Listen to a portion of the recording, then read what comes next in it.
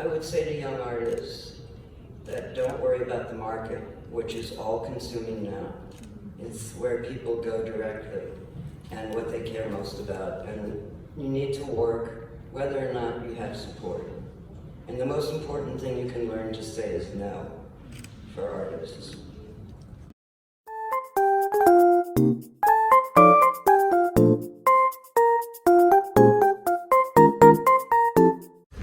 Quarta giornata dal Festival di Cinema di Venezia, protagonista assoluta Nan Goldin con All the Beauty and the Bloodshed di Laura Poitras, un documentario già un'anomalia di per sé in concorso in competizione principale, ci sono pochissimi precedenti, un film molto toccante e voluto dalla commissione di Alberto Barbera proprio in concorso, che da una parte racconta dell'infanzia e della gioventù travagliata e dolorosa dell'artista, del suo attivismo LGBT negli anni 80, anni in cui New York è stata flagellata, tutta la comunità di artisti è stata flagellata dalle morti per AIDS, ma anche la storia dell'attivismo di Nan Goldin contro una nota casa farmaceutica responsabile di migliaia di morti per la vendita di antidolorifici a base di oppiacei.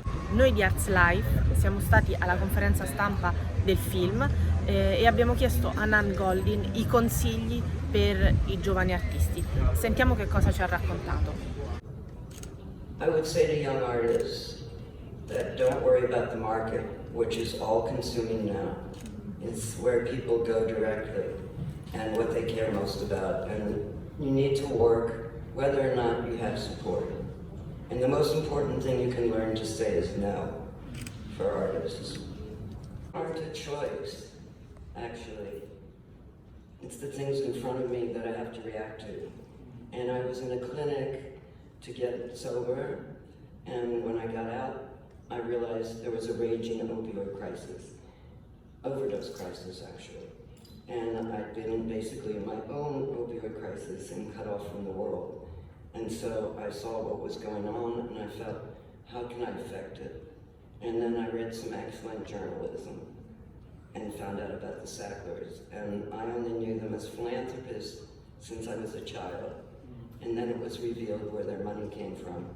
And my thought was, how can I shame them among their own social strata? So I started a group, Harry and Megan, Alex, Noemi, all of these people worked with me. And our first goal was to shame the Sacklers.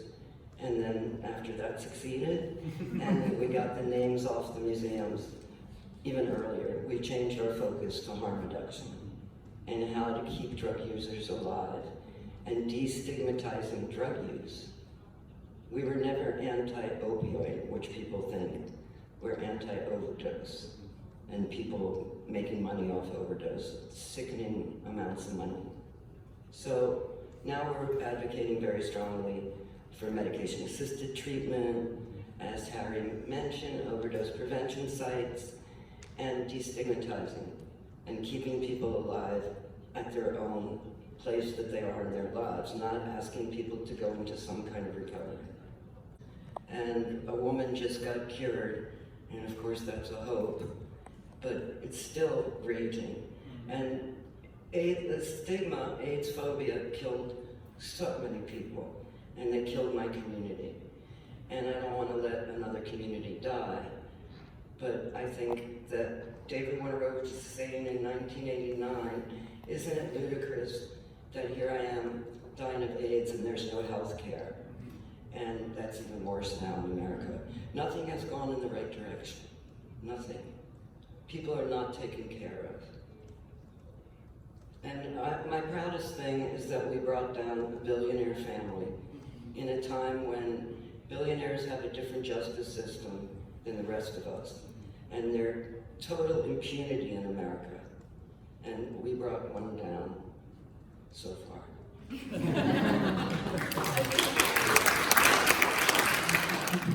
Museums in the UK that still have the Sackler name, so is the fight still going on? The V&A is #1 in terms, we did a big action there and a die-in, which was beautiful, and it was covered by the media. And the director of the V&A has kept his allegiance to the Sacklers, and he said so much. Meanwhile, there's, bridges that are taking off the Sackler name in London. We're very proud of the effect in England. We never thought that the British Museum or the National Gallery would actually take down the name or stop taking the money. I mean, a lot of them are stopping taking the money, then gradually the name is coming down. Off the Met, off the Louvre, off the Guggenheim, off a lot of universities have changed the names of their programs. But in England, yes, it's starting. And the Jewish Museum in Berlin took their name off the escalator. So, it's working. I think also in the University of Tel Aviv, the medicine. It's still art. They still are? Yes. Wow. I just would like to say that I think that this film is a challenge to other artists or people who have positions of power, and how do or don't they use that power. And I mean, for me, this is why I was drawn to this film. I mean, here we have a legendary artist who chose to risk her position in the art world to expose its corruption and the toxic philanthropy and the whitewashing of blood money in museums and institutions. And the Sackler families are not the only one. This is, in terms of this toxic kind of philanthropy, and I don't know of another artist who's doing that. So this is what I think is very rare for somebody to use their position in the world and take such risks. Nan, when did you decide that what you were filming needed to become something different or needed to become a story? And was it easy to include another artist in your process? Well, I knew Laura predominantly as a political documentarian, and my worry when she came on was that I don't have any state secrets to share. And so I wasn't important enough for this. And then at some point, she didn't want to make an artist bio, but I was making work for a show in London. And she actually started editing my work a little bit. And she and I are the same. We can't watch an artist make work without giving our opinion. So that was really powerful. She had great feedback. I grew to trust her more and more. I'd say that our sessions together on weekend were like therapeutic without a therapist. And I revealed very many deep things because she had a way to ask me and bring me out of that. And so I talk about things that are very painful, and I guess I never thought about who was going to see them. Choice, what determined and how did it impact the choice?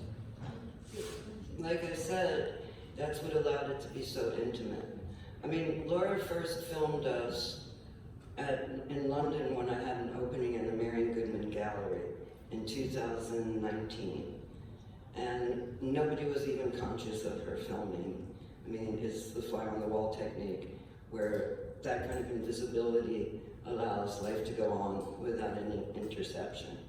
And then, I guess during COVID, it was much easier to talk than it would have been if I was on film. So it's pretty astounding to me that it is here in Venice, which is a real honor. It was the festival I wanted to be in. Thank you.